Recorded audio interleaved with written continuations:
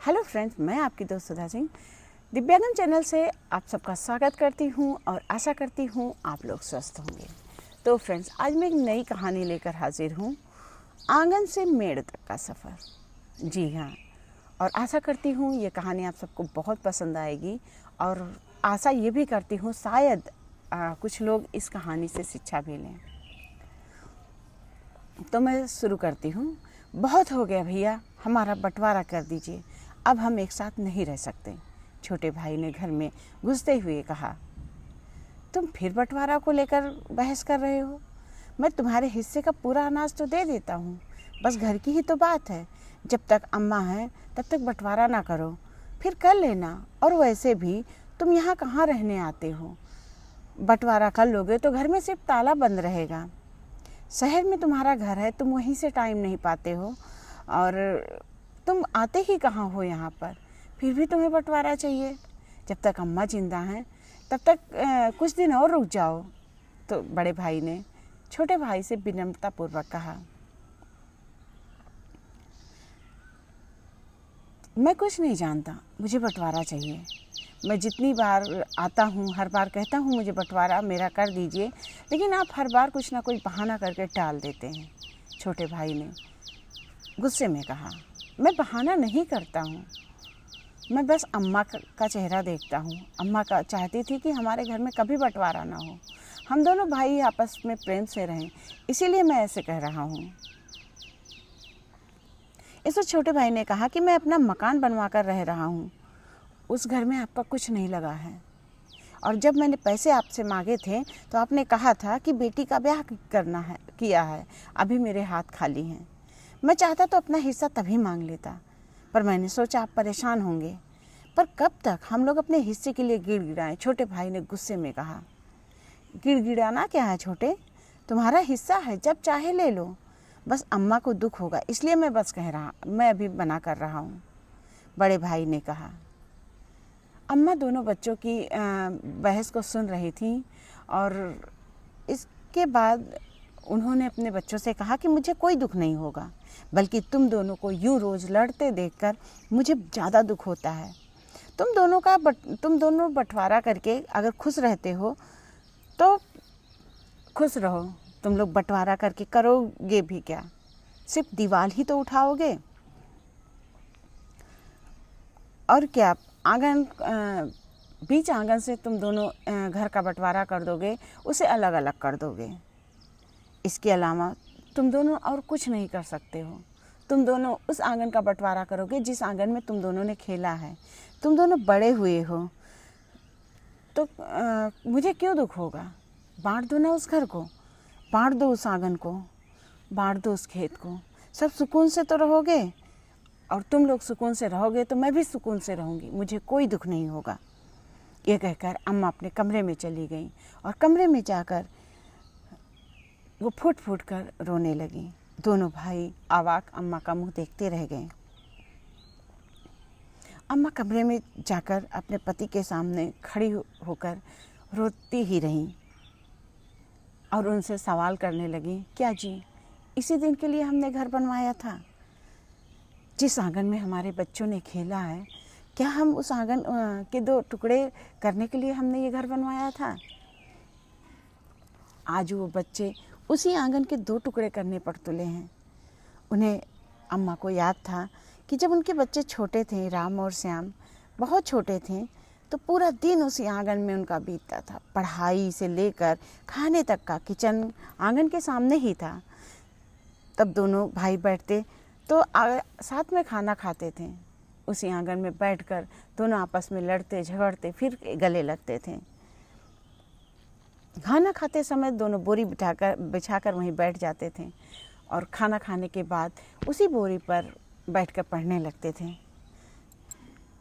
दोनों भाई को यूँ लड़ते झगड़ते आपस में काफ़ी टाइम हो गया और दोनों धीरे धीरे बड़े होते गए और अम्मा का खुशहाल घर खुशियों से भरा हुआ था। पिताजी, अम्मा, सारे लोग बहुत खुश होते थे कि उनके बच्चे उसी आंगन में खेलते हैं।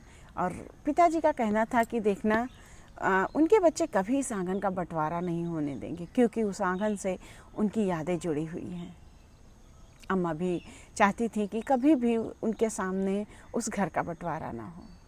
धीरे धीरे वक्त बीत रहा था, पिताजी भी चल बसे, बड़े भाई की शादी हो गई और छोटे भाई को जॉब मिल गई, वो भी जाकर शहर में बस गया।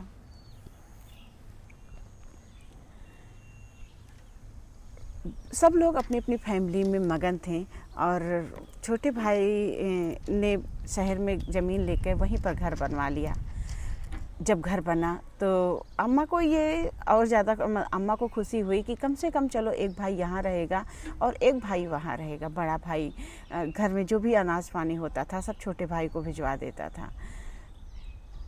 बंटवारा नहीं हुआ था, लेकिन फिर भी उन्होंने अपना उनके छोटे भाई के हिस्से का जो भी अनाज पानी होता था वो दे देते थे।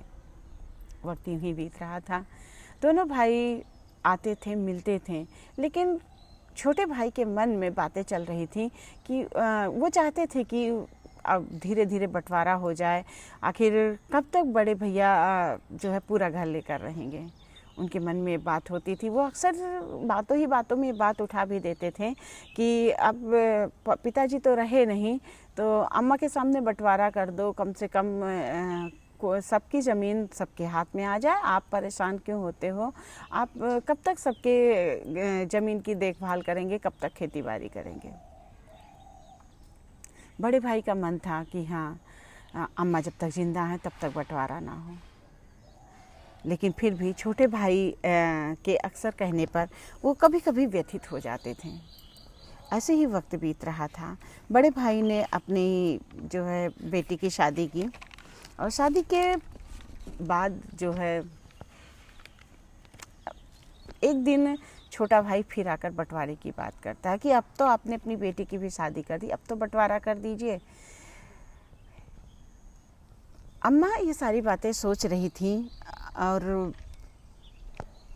एक दिन छोटा भाई फ़ीता लेकर आ गया और उसने जब बातें ज़्यादा बढ़ गईं तब वो फ़ीता लेकर लेखपाल लेकर खेत की मेड़ की नपैया करने लगा, खेत की मेड़ को नापने लगा और घर में भी उसने कहा कि मुझे बंटवारा चाहिए। अम्मा परेशान होती थी कि हाँ, अब उनके उस आंगन का, उस घर का बंटवारा हो जाएगा। धीरे धीरे ये बातें जो है गांव में भी फैल गई और खेत का बंटवारा अम्मा के कहने पर बड़े भाई ने खेत का बंटवारा कर दिया। अब बारी आई घर की। घर का बंटवारा होते देख अम्मा की आंखों से आंसू झरझर बहने लगे।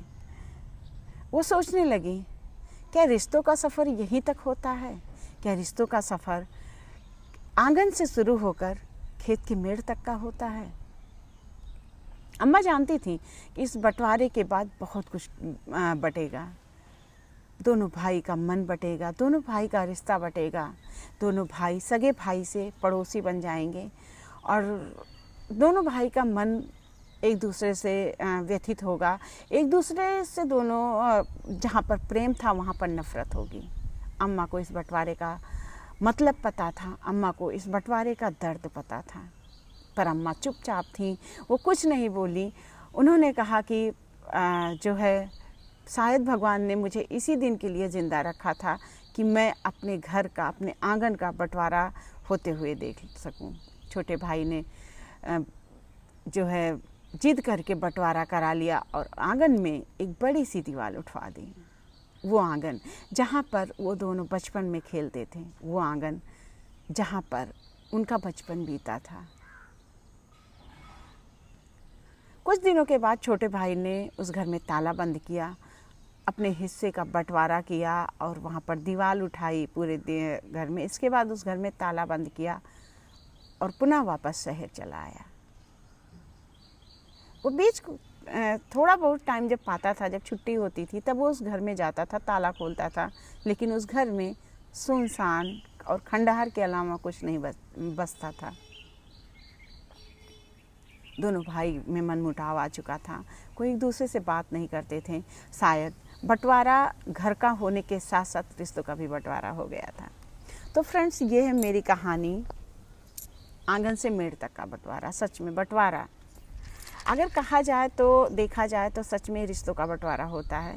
लोगों को लगता है कि उनकी ज़मीन मिल जाएगी, उनका घर मिल जाएगा तो सुकून से जिएंगे, उनका परिवार, वो मियाँ बीवी बच्चे सुकून से रहेंगे। पर वो यहाँ पे भूल जाते हैं कि परिवार का जो सुख परिवार के साथ होता है वो बंटवारे में या अलग अलग रहने से नहीं होता है। मानते हैं कि आप आपस में लड़ते हो, झगड़ते हो, लेकिन दुख सुख में सब साथ खड़े होते हो। और बंटवारा होने के बाद यहीं पर हर आदमी अलग हो जाता है। मन से घर का ही बंटवारा नहीं होता, मन से रिश्तों का भी बंटवारा हो जाता है। आत्मा जब दुखी होती है तो मन से पता नहीं कितने श्राप निकलते हैं, पता नहीं कब किसको किसका श्राप लग जाए। तो बंटवारा कोई अच्छी चीज़ नहीं है, लेकिन फिर भी लोग कर लेते हैं। तो इसके विषय में तो मैं नहीं कुछ बोल सकती हूँ। और मेरा यही मानना है कि जहाँ आप अगर कहीं बाहर रह रहे हो, मानती हूँ आप खेत का बंटवारा कर लीजिए, ज़मीन का बंटवारा कर लीजिए, लेकिन अगर आप कहीं बाहर रह रहे हो, आपके घर में आपका बड़ा भाई, छोटा भाई या मझला भाई, कोई एक भाई रह रहा है उस घर में, तो आप उस घर का बंटवारा मत करो। कम से कम आप जाओगे तो वहाँ पर हंसी खुशी सब लोग मिलोगे। आप अपने खेत का बंटवारा कर लो, ठीक है, आप अपना अनाज ले लो, अनाज आजकल महंगाई है, लेकिन उस घर का, जिस घर में आप सालों बाद, 6 महीने बाद एक बार जा रहे हो, उस घर का बंटवारा करके उसमें ताला लगा के आपको क्या मिल जाएगा? वो घर सिर्फ खंडहर बन के खड़ा रहेगा और कुछ दिनों बाद वो घर गिरने लगेगा, क्योंकि वहाँ पर जब झाड़ू बहारू नहीं होगा तो वो घर वैसे भी खंडहर बन जाएगा। तो ये रिक्वेस्ट है मेरी, अगर आप लोगों को समझ में आता है कि घर का बंटवारा नहीं करना चाहिए, तो प्लीज़ आप अगर 100 में से 1 लोग भी मेरी ये बात मान लेंगे तो मेरी ये कहानी सफल हो जाएगी। तो फ्रेंड्स, अगर आप लोगों को ये कहानी पसंद आती है तो please like, comment and share कीजिएगा और मेरी बातों का ध्यान ज़रूर दीजिएगा। और अगर आपको और लोगों तक भी पहुंचाइएगा, शायद कुछ घरों का बंटवारा रुक जाए। तो फिर मैं मिलती हूँ एक नई कहानी के साथ, एक नए जोश के साथ। तब तक के लिए नमस्ते फ्रेंड, थैंक्स फॉर वॉचिंग।